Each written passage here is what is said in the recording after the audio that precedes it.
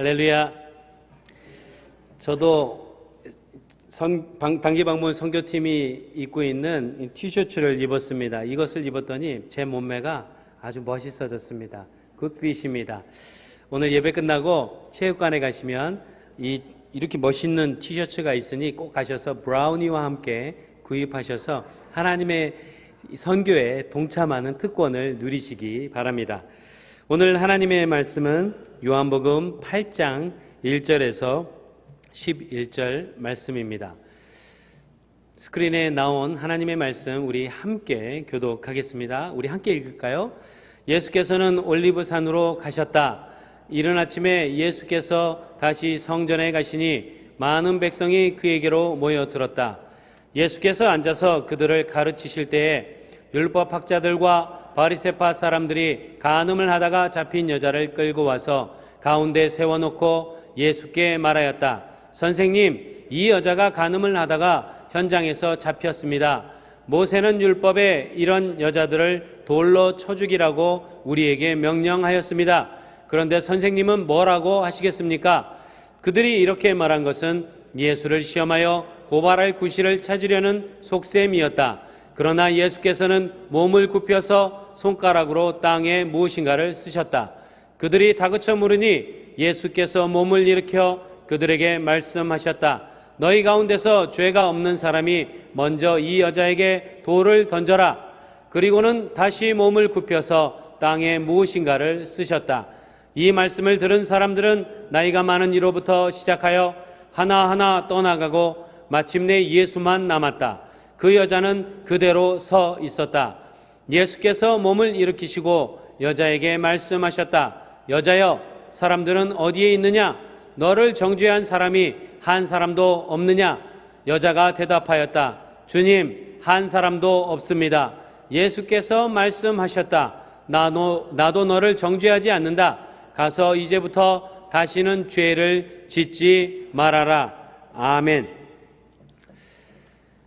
인디아, 몬바이, 옛날 이름은 봄베이죠. 그곳에는 아시아에서 가장 큰 홍등가가 있습니다.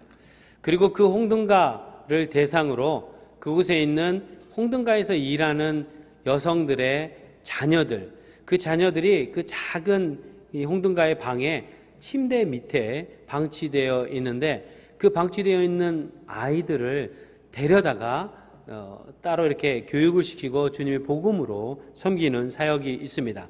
인도 봄베이 국제예수전도단의 까마띠뿌라 사역입니다.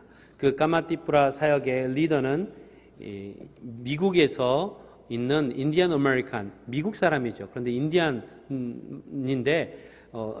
인도로 돌아와서 그 사역을 인도하고 있습니다. 저도 그때 몬바이에서 그 까마띠뿌라 사역 옆에서 대학생 사역을 인도하고 있었는데 그 아이들이 엄마가 까마띠뿌라 홍등가에서 에이즈에 걸린 상태에 있었지만 그 아이들을 데려다가 그 아이들 중에서도 에이즈에 걸려서 어려운 아이들이 있었는데 얼마나 이쁜지 그 눈을 보면 하늘의 별 같습니다. 그렇게 순수하고 이뻐 보이는 애들이 엄마 홍등가에서 노출되는 일도 있었어요. 또 어떤 경우에는 엄마나 다른 사람들에 의해서 밀려서 그 10살, 12살 어린 나이에 홍등가에서 일을 해야 되는 그런 상황의 아이들도 있었습니다. 이런 아이들을 데려다가 교육시키고 그 아이들 학교를 보냈는데 제 첫째 딸아이도 그 아이들과 함께 유치원을 같이 다녔었습니다. 제 딸아이와 함께 다니는데 제 마음에 3분의 2의 아이들이 에이즈에 걸려 있었어요. 복인자였죠. 근데 제 마음에 저 에이즈 걸리고 홍등가 엄마 애랑 같이 있었던 쟤네들 정말 꼴배기 싫어, 이런 마음 갖지 않았습니다. 그런 마음 가졌으면 제 딸아이를 보낼 수 없었을 거예요. 왜냐하면 그 아이들 얼마나 귀하고 자신들의 잘못이 아닌데 노출될 수밖에 없었던 그런 상황 속에 있었던 아이들입니다. 그 여자아이들 정말 내 딸처럼 같이 전하고 피크닉도 같이 가고 밥도 같이 먹고 참 기쁜 날을 보냈습니다. 그 아이들이 주님의 복음 때문에 자신을 믿어주는 저, 그리고 사역의 리더, 그리고 주변에 있는 사람들, 그리고 주님의 복음이 그들을 믿어주니까 이 아이들이 그렇게 낭망하고 희망 없었던 아이들이 얼굴이 살아나고 영이 살아나고 이 아이들 중에 귀한 주님의 사역자로 자라서 사역하고 있는 아이들도 있습니다. 오늘 본문을 보니 인도 뭄바이의 까마티푸라 홍등가에 있는 그런 여인과 많은 사람들이 있었으니 400명이 차 있는데 이 가운데 바리새파 사람들이 가나마다 잡힌 여자를 끌고 온 겁니다. 그리고 가운데 세워놓고 이렇게 이야기합니다. 선생님, 이 여자가 간음을 하다가 현장에서 잡혔습니다. 모세는 율법에 이런 여자들을 돌로 쳐 죽이라고 우리에게 명령하였습니다. 저는 이 구절들을, 이 오늘 본문에 나온 구절들을 가만히 보면서 이들 말고 바리새파 사람들 또 사두개인들 말고 예수님 말고 그 자리에 끌려와서 서 있는 이 여자의 심정이 어떠할지 한번 가만히 묵상을 해봤습니다. 이 여자의 심리 상태는 어땠을까? 오늘 본문 2절을 보니 이른 아침에 예수께서 다시 성전에 가시니 많은 백성이 그에게로 모여들었다. 예수께서 앉아서 그들을 가르치실 때라고 나옵니다. 여기에서 많은 백성, 이 많은 백성이요, 저 많은이라는 단어가요, 그냥 적당히 20-30명이 아닙니다. 상상해 보세요. 우리 교회 본당에 많은 대부분의 교우들이라고 하면 한 400명이 가득 차고 저 라비에도 한 100명 앉고, 그래도 자리가 모자라 예수님 설교 들으려고 우리 입구로 들어오는 문까지 열어놓고 밖에 주차장에까지 사람이 가득 차 있는 상태를 많은이라는 단어가 의미하고 있습니다. 그렇게 많은 백성이 성전에 가득히 둘러싸여 있는데 그렇게 많은 사람들 앞에 이 여자가 중간에 탁 둘러싸여서 있다고 상상해 보시기 바랍니다. 얼마나 마음이 비참할까. 그리고 이 여자를 가만히 쳐다보는 그 사람들의 눈초리가 아침에 설교 듣다가 가르침 듣다가 보고 있는데 대부분이 하나님을 믿는 사람들이었습니다. 그러니 이 사람들이 이 여자를 바라볼 때 비난의 눈초리, 경멸의 눈초리와 손가락질을 하며 때로는 입으로 찌릿거리며 분명히 봤을 것으로 우리는 상상할 수 있습니다. 오늘 본문 3절을 보니 율법학자들과 바리새파 사람들이 간음을 하다가 잡힌 여자를 끌고 와서 가운데 세워놓았다라고 이야기하는데, 여기서 잡힌 여자, 이 잡혔다라는 단어를 본문에서 보면 영어로는 who had been caught in adultery라고 나옵니다. 그런데 이 원문에는요, 이 단어가 과거 완료 수동태로 쓰여져 있다는 것입니다. 과거 완료 수동태로 쓰여져 있다는 것은 과거의 어느 시점에 이 여자가 붙잡혔고 오늘 아침에 잡힌 게 아니에요. 과거의 어느 시점에 붙잡혔고 지금까지 붙잡혀 있다가 오늘 아침, 오늘 본문 2절을 보면 이른 아침에 예수님이 가르치셨다고 그러니까 이른 아침입니다. 한 7시쯤 되지 않았을까 생각이 듭니다. 7시에 이른 아침에 주님이 가르치시는데 그 시간에 이 사람이 일을 할 리는 없죠. 그러니 붙잡혀왔다라는 과거 완료 수동태를 참고하고 이른 아침이라는 말을 생각해보면 이 여자가 어제 어느 시간, 오전이든 오후에 이 사두개인들과 바리새파 사람들에게 붙잡혀서 어제 머리채 붙잡히고 어딘가에 끌려가서 밤새 저녁도 못 먹고 물도 못 먹고 어려움을 겪다가 오늘 아침 일찍 사두개인들에게 끌려서 이 성전에 왔다는 것을 우리는 알 수 있습니다. 더군다나 끌고 와서 가운데 세워놓고라는 이 세워놓고라는 말이 원문에서는 placing her in the midst라고 쓰여져 있는데 place, 세워놓다, 가운데 세워놓다 해서 place라는 단어가 플루럴로 복수형으로 쓰여져 있습니다. 이 말은 어느 한 사람이 이 여자를 잡아 끌고 와서 가운데 세운 것이 아니라 사두개인과 이 율법학자들, 남자들의 그 우악스러운 여러 사람의 손이 복수형이니까 여러 사람이 이 여자를 등을 떠밀고 머리채를 붙잡고 끌고 옷을 붙잡고 손을 붙잡아서 질질 끌고 와서 성전 가운데 세워 놓았다는 것을 의미합니다. 이 작고 여린 여자가 그 많은 사두개인들과 바리새인들의 그 우악스러운 큰 손에 등 떠밀리고 옷이 잡아당기고 손이 잡아당기며 질질 끌려서 이곳에 서 있는 것을 상상해 보시기 바랍니다. 강제로 이곳에 끌려오면서 옷도 찢겨졌을 것입니다. 머리도 풀어 헤쳐졌을 것입니다. 그녀의 얼굴에 끌려오면서, 여러 사람에게 끌려오면서 입술이 깨지고 피도 났을 것 같습니다. 그리고 그녀의 눈물 자국이 얼굴에 때 자국처럼 퍼져 있지 않았을까? 마치 그녀의 얼굴이 인도 뭄바이의 까마티프라에 있었던 그 여자아이들의 모습과 비슷합니다. 이 모습을 상상하면 이 여자의 상태가 어떤지 우리가 상상이 됩니다. 사시나무 떨듯이 다리를 덜덜덜덜덜 떨면서 힘없이 서 있었을 것입니다. 그리고 이 성전 가득히 모든 사람들이, 소위 하나님 믿는다는 사람들이 주님의 백성이니까 그녀를 뚫어지게 바라보면서 경멸하듯이 바라보고 있는, 그리고 찌찌거리면서 바라보고 있을 때 내 편은 아무도 없다라고 느꼈을 것이며 홀로 외로이 두려움에 가득 차 있었을 것입니다. 또 이런 여자는 돌로 쳐 죽여야 한다라고 율법을 위해 선포하고 있는 그들의 모습에 당장이라도 이곳에 가득한 사람들이 돌을 집어 자신에게 던져서 죽일 것 같은 그런 죽음의 두려움에 덜덜 떨고 있었을 것입니다. 이런 여자의 상황이 갑자기 변화를 맞이합니다. 바로 예수 그리스도 때문입니다. 오늘 본문 6절을 보니 그러나로 시작합니다. 예수님이 그 상황에 설교하시다 말고 내려와서 몸을 굽혀서 바닥에 뭐라고 쓰십니다. 바닥에 뭐라고 쓰니까 사두개인들과 바리새인들이 뭐라고 소리를 칩니다. 도대체 뭐라고 쓰시는 거야? 라고 소리를 지니 예수 그리스도께서 너희 가운데 죄가 없는 사람이 먼저 이 여자에게 돌을 던져라 라고 말씀하신 후 다시 굽혀서 뭐라고 막 쓰고 계십니다.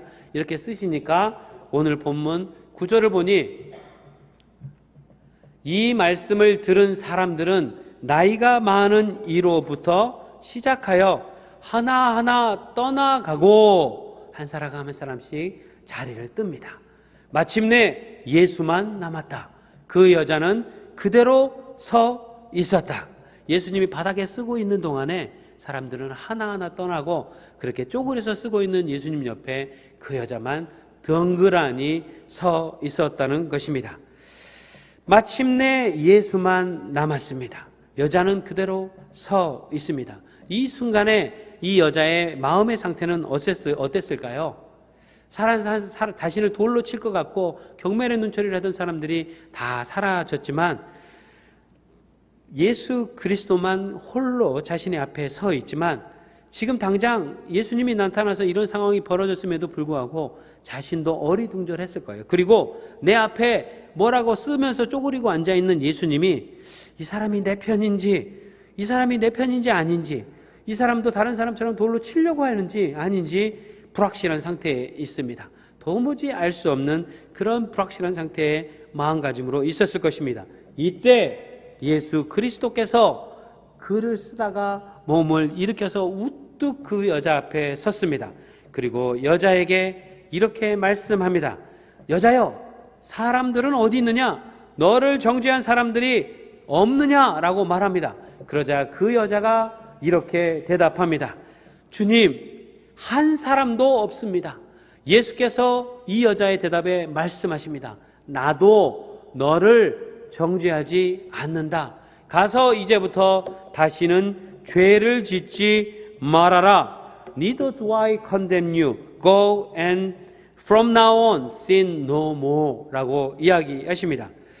이때요 여러분, 나도 너를 정죄하지 않는다 라는 이 말을 여자가 가만히 서 있다가 들으면요, 이 여자한테는 저 말씀이 어떻게 들리냐면 난 네 편이야 라는 말로 들린다는 것입니다. 나는 네 편이야. 아무도 네 편이 되지 않았지만 나는 네 편이야 라고 이야기합니다. 지금 이 순간만 잠깐 네 편이 아니고 예전에도 네 편이었고 지금 이 순간도 네 편이고 앞으로도 영원토록 나는 네 편으로 서 있을 거야. 나 너 믿어. 그러니 너 다시는 죄 짓지 마라 라고 말씀하신 것이 나는 네 편이야. 나 너 믿어 라고 이 여자에게 들렸을 것입니다. 이 여자의 마음에 어떤 일이 일어납니까? 두려움이 사라지기 시작했습니다. 그리고 두려움이 사라진 그 빈자리에 나도 내 편이 하나 생겼네 라는 그런 마음이 생겼을 것입니다.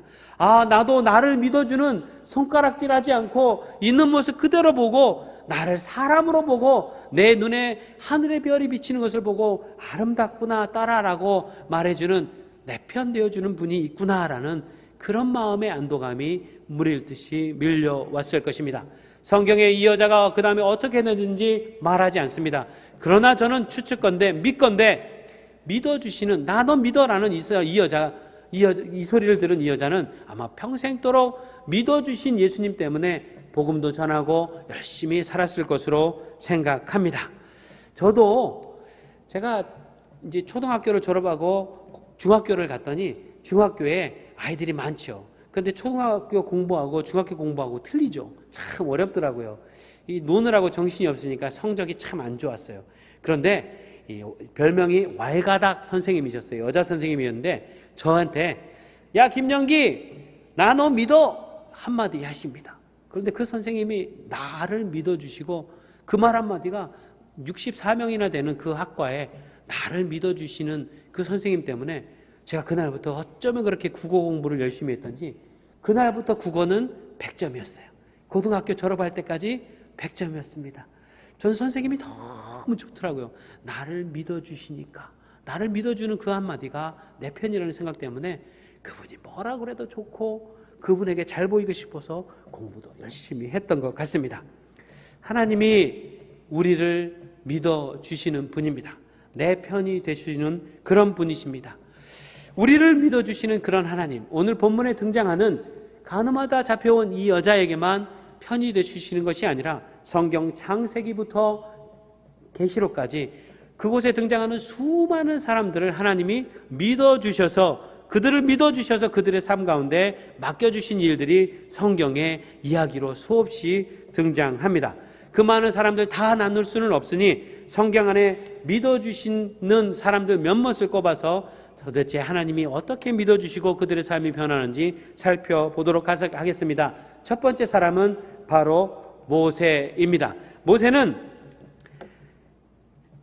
이집트의 왕자가 되어서 40년 동안 왕궁에서 누릴 것을 다 누리고 굉장한 지식과 능력과 또 눈빛만 해도 군사들을 좌지우지할 수 있는 그런 대단한 사람으로 살았습니다. 그런 그가 자신의 같은 동족이었던 이스라엘 백성들을 괴롭히고 있는 이집트 군사를 보고 가서 죽여버립니다. 살해를 해버립니다. 그리고 그것이 밝혀질까 봐 살인자가 돼서 도망을 가게 됩니다. 이제는 모세는 도망자의 신세가 되어 미디안 광야에서 40년 동안 낮은 자존감과 두려움으로 살고 있습니다. 행여나 이집트에서 행인들이 오다가 미디안 광야에서 모세를 발견하고 그 사람 죽이고 도망가서 도망자로 살고 있는 그 모세 아니야? 이런 일이 혹시라도 생길까 봐 이집트에서 온 것 같은 사람들을 만나면 얼굴을 가리고 숨기를 했던 그런 모세, 40년 동안 그렇게 살고 있었던 모세에게 하나님이 나타납니다. 그리고 모세를 불러서 모세야, 이제부터 너는 이집트로 가서 하늘에 들리는 그 괴로움을 토하고 있는 나의 백성들, 우리 이스라엘 백성들을 이끌고 약속의 땅으로 가라. 내가 너를 사용하마 라고 불러주십니다. 모세를 믿어주셨기 때문에 그 일을 맡겨주신 것입니다. 그런데 모세가 주님의 말이 귀에 안 들립니다. 주님, 나 그런 자격 없어요. 그리고 내가 가서 야, 하나님이 내가 너희들 데리고 나오래 라는 말을 했는데 아무도 안 믿으면 어떡합니까? 그래도 주님이 가라고 합니다. 주님, 그런데 저는 혀가 짧고 말을 잘 못합니다. 말재주가 없어요. 그래도 주님이 야, 나 너 믿어. 네 형 붙여줄게 말합니다. 주님, 죄송합니다. 제발 나 말고 보낼 만한 사람을 보내시기 바랍니다. 그런데도 불구하고 주님이 여러 번에 걸쳐 주님 말을 못 믿고 계속해서 불순종하려고 하는 모세를 끝까지 믿어주시며 주님이 출애굽기 3장 12절로 모세에게 이렇게 말씀하십니다. 내가 너와 함께 있겠다. 이 말이 모세에게는 어떻게 들리냐면 모세야, 난 네 편이야. 영원토록 네 편이야. 나 너 믿어 라고 들렸던 것입니다.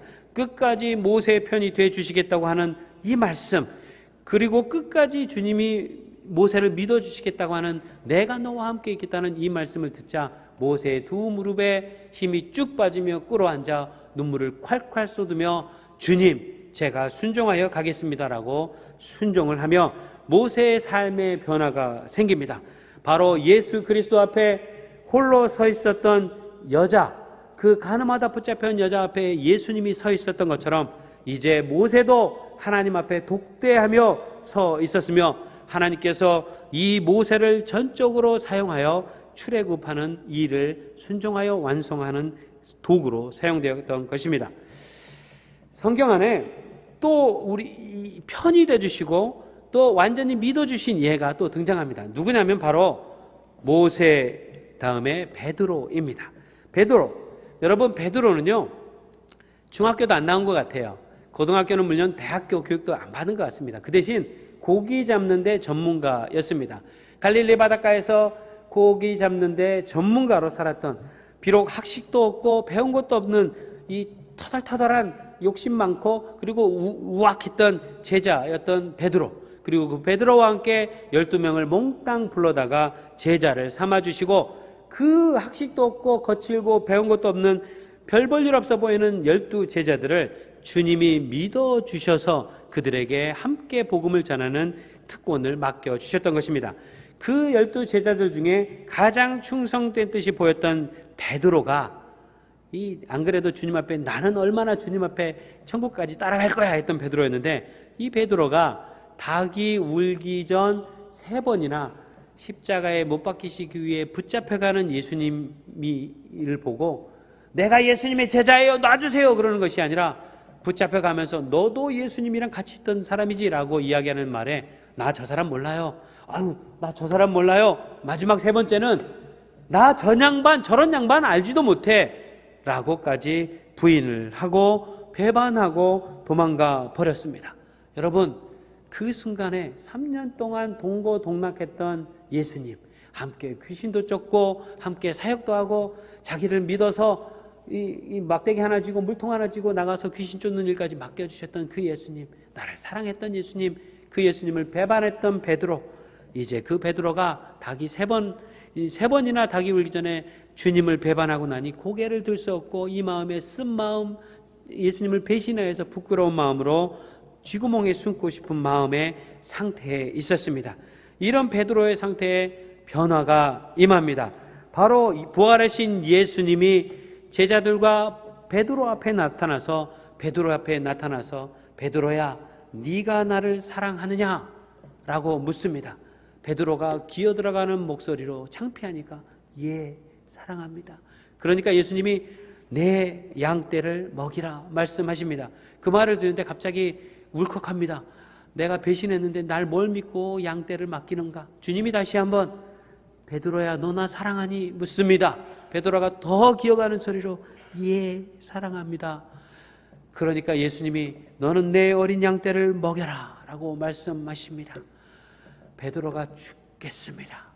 주님을 그렇게 배신했던 나를 어찌 믿고 내 어린 양떼를 먹여라 하시는지 다시 한번 주님이 3번째로 베드로야 너 나 사랑하니? 물으니 베드로가 억장이 무너집니다. 무릎이 꿇어지며 그의 입술에 울음이 터져 나옵니다. 예, 주님, 제가 주님 사랑합니다 라고 고백하며 그런 자기를 믿고 말씀하시는 주님의 음성이 들립니다. 내 어린 양떼를 먹여라.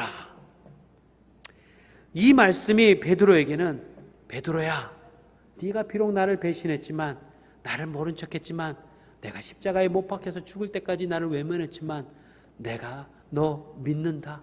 나 네 편이다. 여전히 네 편이다. 그렇게 내 어린 양떼를 먹여라가 들렸을 것입니다.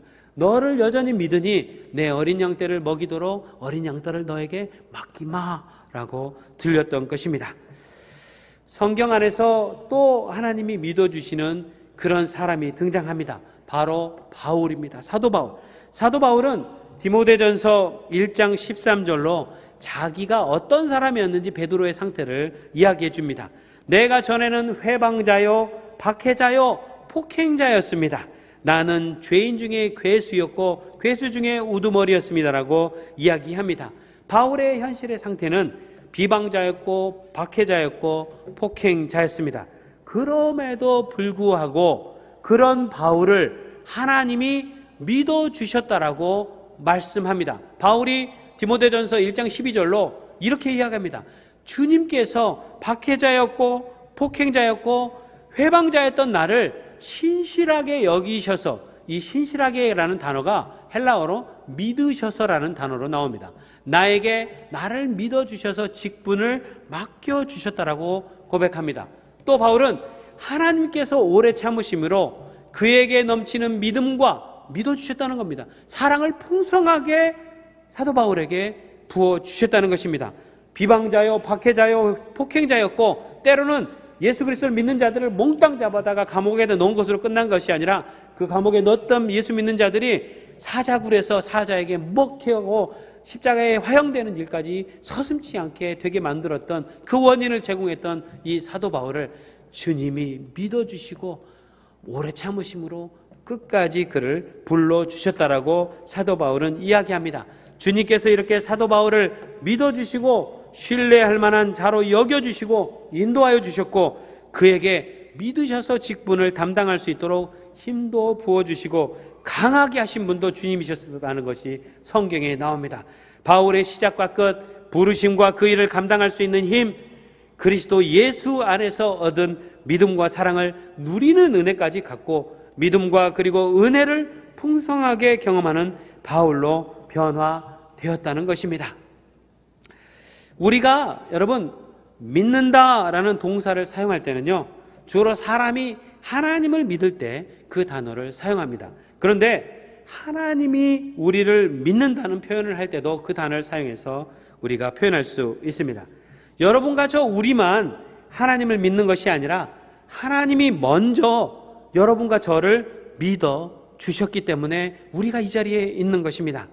하나님은 매일 실패하고 매일 넘어지는 여러분과 저 우리를 믿어 주십니다. 우리가 예수 안에 거하면 조금 죄 짓는 횟수가 줄고 죄의 강도가 줄 것을 믿으실 뿐만 아니라 언젠가는 예수 그리스도를 완전히 닮아 완전한 성화에 이를 것까지도 믿어 주시는 분이라는 것입니다. 주님을 향한 나의 믿음은 완전하지 않습니다. 불완전합니다. 또 종종은 우리는 그 믿음이 막 흔들립니다. 팬데믹이 터지고 비즈니스가 어렵고 사역에 이상하게 사역이 잘 풀리면 좋은데 엉뚱하게 사역이 어려운 경우가 있습니다. 그러면 막 흔들립니다. 포기하고 싶어집니다. 그런데 나를 향한 주님의 믿음은 언제나 흔들리지 않습니다. 굳건하시다는 것입니다. 주님은 언제나 내 편이 되어주시고 나를 격려해 주시고 나를 기다려 주십니다. 내가 하나님을 믿기 이전에 이미 하나님이 나를 믿어 주셨기 때문입니다.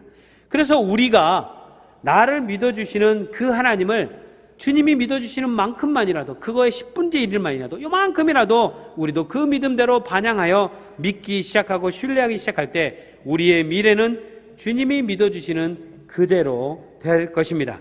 그런데요, 하나님께서 완전하게 처음부터 굳건히 너무너무 100% 아니 200% 믿어주셔서 고난이 끝없이 진행되고 그 고난을 엄청난 시간 동안 통과하는 그런 사람이 성경 안에 등장합니다. 누가 있습니까? 바로 욥입니다. 욥은 하나님이 욥을 처음부터 끝까지 200% 아니 300% 믿어주셨습니다. 하나님이 그렇게 믿어주시니까 마귀가 욥한테 와서 무슨 말을 하냐면, 아이고 주님, 욥이 주님이 이것도 들어주시고 자식도 잘되게 하고 비즈니스도 잘되게 하고 다 뭐든지 잘되게 해주시니까 욥이 주님을 이렇게 따르는 거지, 그 자식도 뺏어보시고 잘되게 하는 거 다 뺏어보세요. 욥이 주님을 바로 등 돌릴 겁니다. 그러니까 주님이 어떤 이야기를 하시냐 하면은, 너는 내 종 욥을 잘 보았느냐? 이 세상에는 그 사람만큼 흠이 없고 정직한 사람, 그렇게 하나님을 경외하며 악을 멀리하는 사람이 없다. 이 말은 나는 욥을 완전히 믿는다라고 하신 것이라는 겁니다. 그런데 이렇게 얘기하니까 마귀가 하나님께 딜을 합니다. 주님 진짜요? 주님 말이 틀린지 안 틀린지 제가 보여드릴까요? 제가 욥을 좀 어떻게 해볼 테니까 허락해 주시겠습니까? 그러니까 주님이 그래. 그럼 욥의 생명만은 건들지 말고 네 마음대로 우선 해봐라. 이렇게 말씀하실 때 주님의 마음에 무엇이 있었냐면, 욥이 아무리 마귀가 무슨 짓을 해도 철저히 주님을 믿고 신뢰하며 등 돌리지 않을 것이며 포기하지 않을 것이라는 것을 믿어 의심치 않은 하나님의 믿음이 저 말씀 속에 들어 있었습니다.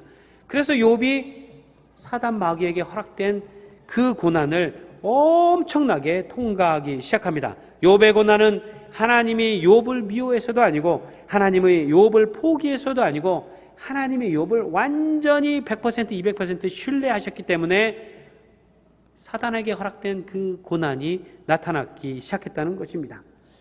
하나님 아버지께서 여러분과 저를 믿고 비즈니스를 맡겨주셨습니다. 그 비즈니스 맡겨주실 때 어떤 고난이 와도 비즈니스가 안 돼도 끝까지 포기하지 않을 것을 믿으셨으니까 여러분에게 그 비즈니스 맡겨주셨다는 얘기입니다. 여러분의 자녀 여러분에게 여러분 믿고 맡겨주신 겁니다. 그러니까 자녀가 문제가 생겨 어려움이 생기고 난리통이 나도 여러분이 그 과정 속에서 결코 자녀 포기하지 않을 것을 주님이 믿어주셔서 맡겨주신 거예요. 여러분의 아내, 남편, 여러분 믿어주셔서 아내를 맡겨주시고 남편을 맡겨주신 거예요. 그러니 남편에게 무슨 일이 일어나고 아내에게 무슨 난리가 나고 나에게 어떻게 해도 결코 그 남편, 아내 포기하지 않을 것을 주님이 아셨기 때문에 맡겨주셨다는 것입니다. 여러분 안에 목장과의 관계, 세상에서의 관계, 여러분 믿어서 목장에 여러분을 맡겨주신 겁니다. 어떤 상황이 와도 그 목장 포기하지 않을 것을 아셨기 때문입니다. 이렇게 하나님의 전적인 신뢰를 받았던 욥이 그 고난을 다 받아서도 주님을 포기하지 아니하고 끝까지 믿어주신 하나님을 따랐는데, 이제는요 하나님이 전적으로 믿어주시니까 욥과 같은 고난은 비교도 안 될 정도로 아예 목숨, 생명을 내줘야 하는 상황까지 이른 사람이, 인간이 성경에 존재합니다. 누굽니까? 바로 예수 그리스도입니다. 요한복음 17장 2절에 예수님이 이렇게 이야기하십니다. 아버지께서 아들인 예수인 나를 신뢰해 주시고 믿어 주셔서 모든 사람을 다스리는 권세를 주셨다라고 이야기합니다. 또 하나님께서 예수 그리스도를 완전히 신뢰하고 믿어 주셔서 예수님이 이렇게 얘기합니다.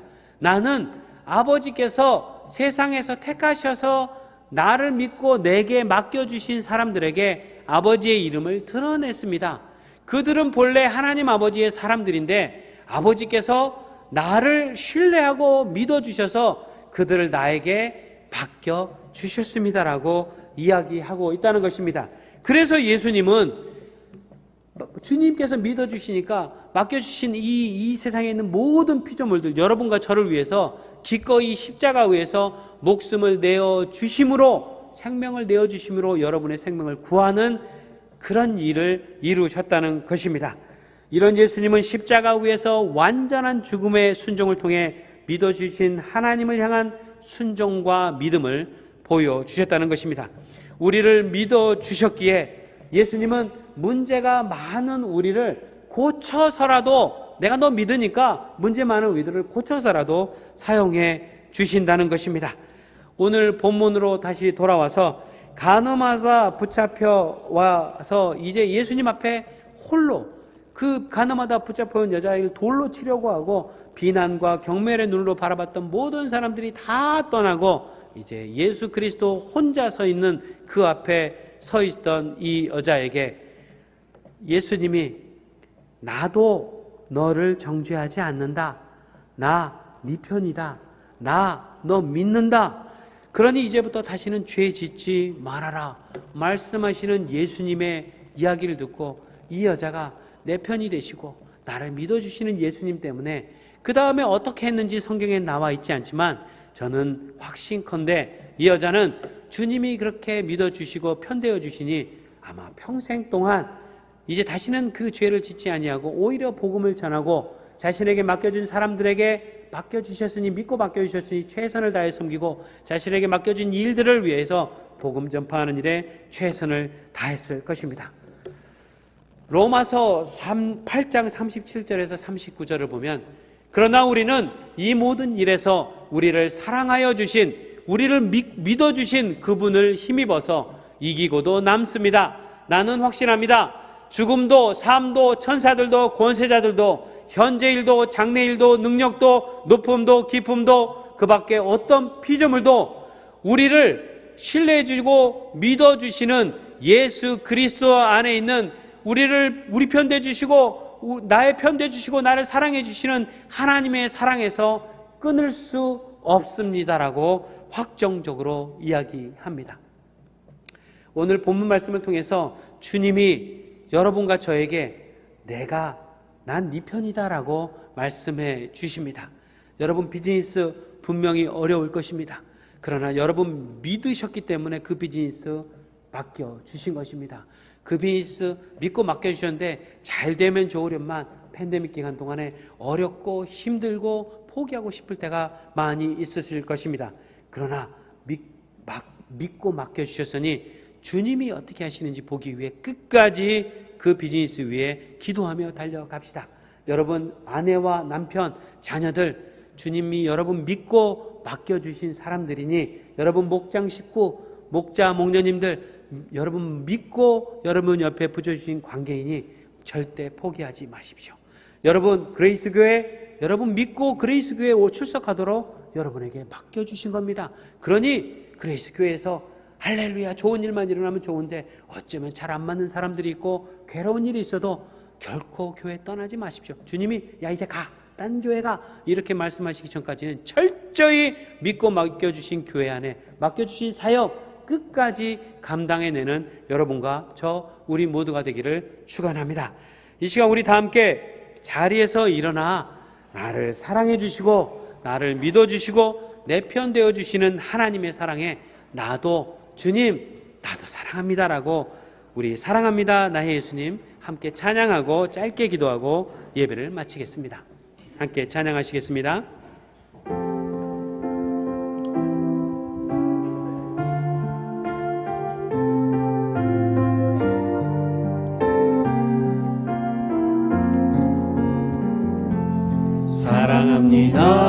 사랑합니다 나의 예수님 사랑합니다 아주 많이요 사랑합니다 나의 예수님 사랑합니다 그것뿐이요 사랑한다 하느라 내가 너를 잘 아노라 사랑한다 하느라 내게 축복 더한 사랑합니다 나의 예수님 사랑합니다 나의 예수님 사랑합니다 아주 많이요 사랑합니다 나의 예수님 사랑합니다 그것뿐이요 사랑한다 내 딸아 내가 너를 잘 아노라 사랑한다 내 딸아 내게 축복 더하노라. 여러분 세상이 여러분을 멸시하고 여러분을 버릴지라도 여러분의 자녀들이 여러분을 모른 척하고 버릴지라도 여러분을 홀로 외로이 경멸하도 여러분을 모른 척할지라도 주님은 나는 네 편이다 내 딸아 내 아들아 나는 네 편이다 내가 너를 사랑한다 끝까지 너를 믿는다라고 말씀하십니다. 나를 믿어주시고 사랑해 주시는 그 주님께 반응하기로 결정합시다. 주님 믿고 맡겨주신 모든 것들 앞에 믿겨 맡겨주신 주님에게 반응하듯이 제가 반응하겠습니다. 주님 사랑합니다라고 우리 함께 기도하시겠습니다. 기도하시겠습니다. 하나님 아버지 고맙습니다. 주님 아버지께서 좌충우돌 문제투성이었던 나를 고쳐 쓰시면서까지 나를 믿어주시고 나를 믿으시니 연약한 나의 모든 것들을 덮으시며 일하시는 주님, 그래도 나 너 믿는다, 너 사랑한다, 내 편이다, 나는 끝까지 네 편이다라고 내 편 되어주시는 주님 고맙습니다. 나를 믿고 맡겨주신 아내에게, 나를 믿고 맡겨주신 남편에게, 믿고 맡겨주신 비즈니스, 자녀들, 사역들, 목장 모임, 그의 모든 세상의 관계들 안에 나를 믿고 맡겨주신 것 안에 주님 의지하며 온전히 끝까지 이 믿음의 경주 포기하거나 결코 도망가지 아니하고 주님 원하시는 열매 거두는 그런 자로 서 있기를 소원합니다. 주님 고맙습니다. 주님 높여드립니다. 주님 찬양합니다. 주님 높여드립니다. 우리 주 예수 그리스도의 은혜와 하나님 아버지의 극진하신 사랑과 성령님의 감동 감화 축원하심이 이제는 나를 믿어주시고 사랑해주시고 그 믿음 때문에 나에게 맡겨주신 모든 사역과 가정과 삶과 관계 위에 이제는 주님께 반응하기로 결정하는 모든 주님의 백성들과 그들의 가정과 직장과 사역장과 또 전 세계 모든 교회들 위해 이제로부터 영원토록 함께 하실지어다. 아멘.